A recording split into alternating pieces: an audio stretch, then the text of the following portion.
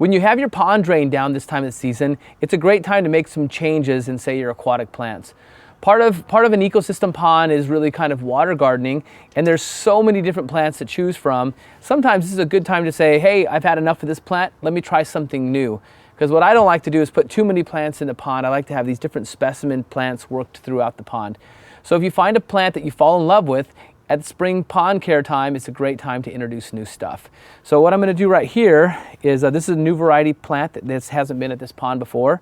This is called golden buttons, and I'm gonna put 2 of them together and make a nice big cluster, and I'll plant these guys right here, and it'll be a nice splash of green. And then right in front of me here, I've already planted some Japanese Acorus. And if you notice, there's about 3 1-gallon pots that I put together to make it look like one specimen plant. That's my best way to do it.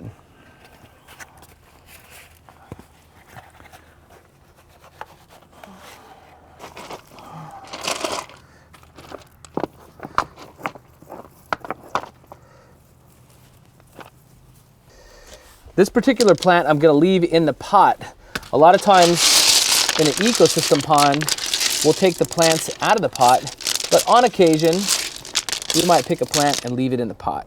See, I have this plant right here. It's in a dormant state, and this plant is going to make the pond pop, and when this new plant comes up, we can pop this plant back out. So I'm just going to put a couple of rocks around it and support it so it doesn't fall over, and also disguise the black pot. I don't want to see the black pot. So I'm just going to go like this, and that gives us the opportunity to take it out later when the other plant comes out of its dormancy.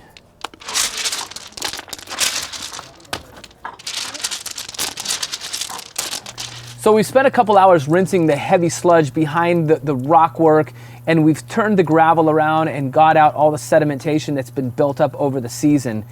You know, we planted some new plants, we inspected all the lights, we cleaned the skimmer, did the pump, we've done a lot of those details. Right now, we're gonna start doing the final fill on the pond. We're gonna go grab a bite to eat while it's filling up, and then we'll do the last bit of work.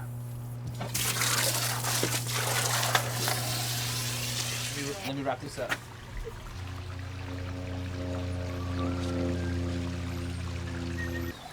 Now that we got the pond filled to the optimum water level and the pump's running again, we're going to adjust the autofill. This wing nut is loose, so I'll have someone turn the autofill on for me, and now we have water coming into the system. So what I'll do is, this pivot right here allows the float to shut the water off. So I'll pull that pivot up, and then I will tighten this wing nut.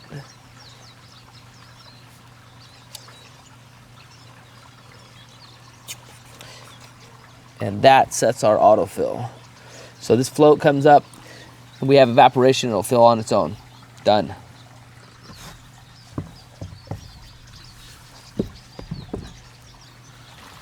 Now that you have your pond all clean and everything's back in order, what I'm gonna want you to do is put some liquid bacteria in the pond every day for 2 weeks. Now what this does is just kind of supercharges the pond and gets it ready for your season.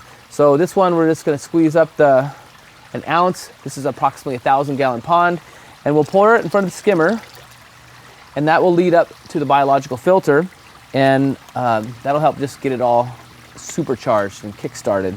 Now, I'm going to want you to use beneficial bacteria, the dry bacteria, in and around the gravel. Now, you saw how the dirty sludge was kind of building in behind the rocks and in the gravel. So that's why it's a good practice to do this spring pond care. Now, what I want you to do is use this dry powder once a week in your pond. If you sprinkle it around the edges, it sinks down to the bottom, and it helps to digest the sludge and debris and the fish poop and the dust and the pollen that settles down into the bottom of the pond. So it's a good practice. It keeps your pond much healthier through the season. So don't forget to use your beneficial bacteria when you get this pond kick-started for the spring.